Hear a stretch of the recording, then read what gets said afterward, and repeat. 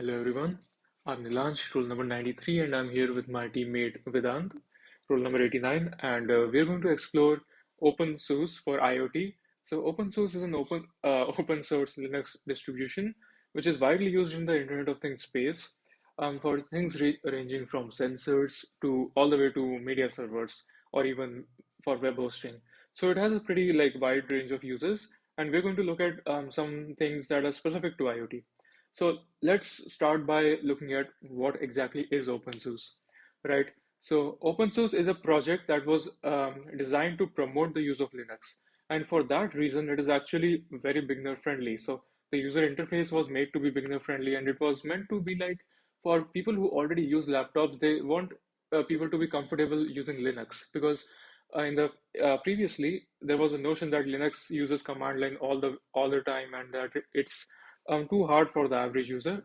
But OpenSUSE is the project that led the movement to create Linux that can be used by everyone. So OpenSUSE creates the operating system we're going to look at today, but they also have many more operating systems.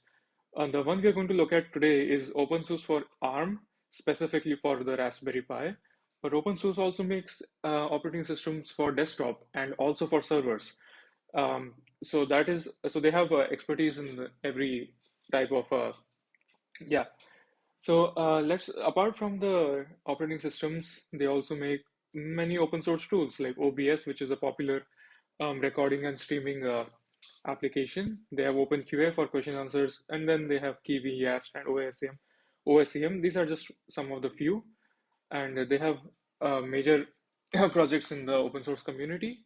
So yeah, it's free. Obviously, it's open source. It's free, and it's very popular. It's easy to obtain. Now we will be looking at how we can obtain that on our own and how we can use that for our device. Uh, so let's look at the setup and installation. Now, before we get started with this, now obviously, as I said, OpenSUSE is available for both desktop and Raspberry Pi or any ARM device, let's say. But we're going to be looking at OpenSUSE for ARM devices. But since we don't have access to the device, we're going to use a virtual machine to simulate what it would be like to install it. So downloading. So the version of OpenSUSE we're going to look at is called Leap. It's the latest release for ARM devices. Leap should not be confused with the desktop version of OpenSUSE. It's also called Leap, but the Leap we're going to look at is Leap for our ARM devices.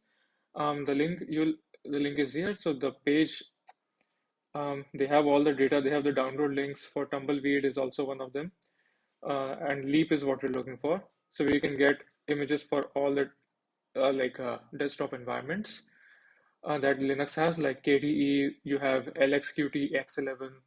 So we have all these popular ones. Let me go back to this. So downloading. So yeah, you can download that pretty easily.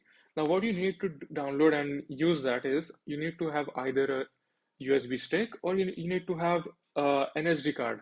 So any bootable medium, and then you can use a tool like Etcher to flash the downloaded ISO to your bootable device. So if you're using USB or SD card, Raspberry Pi supports both, although SD card is the main source of where we put the operating system. So put either of them into the Raspberry Pi, then you press the boot key of your motherboard. This is for desktop, right? But if you're using a Raspberry Pi with a keyboard, right, which you most certainly will, then you'll have to look at the manual for which key to use. It's usually F2, and on the laptops and desktops, if you're using OpenSUSE for that, then you will have F11 or F12, and then you can just go to the boot menu. The boot menu looks like this. Obviously, this is from the virtual machine's point of view.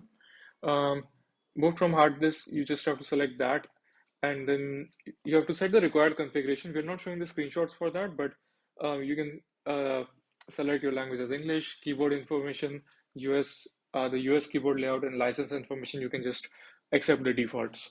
So now in the user interface, it's as I showed in the website, it's many of them are available, right? So if but even after you download them, you still have the option that you can use popular ones like KDE and Genome, and all it will install the additional desktop environment. So for example, if you downloaded KDE, you can still choose Genome, and then it will install that as well. So the next step is to create a user account. Pretty simple. You enter the username and password, and then it creates an account. And yeah, it will. You can just click install, and it's as simple as that. Because keep in mind that OpenSUSE aim to like simplify the experience and bring more people into the Linux community. So these are some of the settings that we have set. The bootloader and all that is default. Nothing much has been changed. We use the KDE image, which should be a yeah KDE Plasma image. So yeah, and this is the desktop environment. So you can see this is a virtual machine. Instead of the hardware will be of Raspberry Pi if you install this on a Raspberry Pi. So yeah, this is pretty simple. There is not much actually going on to talk about. There's a taskbar which looks like Windows because it's very helpful for people to follow to get used to. Sorry. And yeah, so now features of OpenSUSE. This I will hand it over to Vedant to explain the features of OpenSUSE. Hello everyone, I am Vedant, roll number 89, and I will be taking you through the second part of the presentation, that is the features and applications of OpenSUSE. Let's start by discussing the features of OpenSUSE. Community driven. OpenSUSE is a community driven project. Unlike many other distros where the users complain about the changes made to the distro, OpenSUSE is truly community driven and gives its users what they want. Second is the rock solid OS. We can install almost all of the best Linux environments using the same OpenSUSE installation, which is not possible even on Ubuntu without compromising the stability of the system. This shows how robust the system actually is. Easy to install. Different distros have different ways to install packages, from Debian apt-get to Fedora DNF. But in case of OpenSUSE, all we have to do is go to the software.opensuse.org website. Then we just search for the package to install. Then click direct install to install the package. That's it. Fourth is YAST. YAST gives you total absolute power over your OpenSUSE installation. We can control everything from networking, software updates to all the basic settings there are. Fifth is out-of-box experience. OpenSUSE team is one of the biggest contributor to the Linux kernel, which means that which means they have excellent support for various types of hardware, which offers an excellent out-of-the-box experience. Now let's discuss the applications of OpenSUSE. First is an Apache server. As OpenSUSE is Linux-based, we can run an Apache server and serve different web pages either locally or on the internet directly, acting as a web host. Second is access and control over IoT devices and sensors.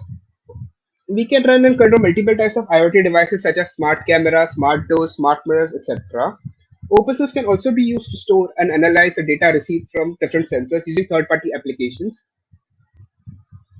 One of the major applications of OpenSUSE is a compact media server.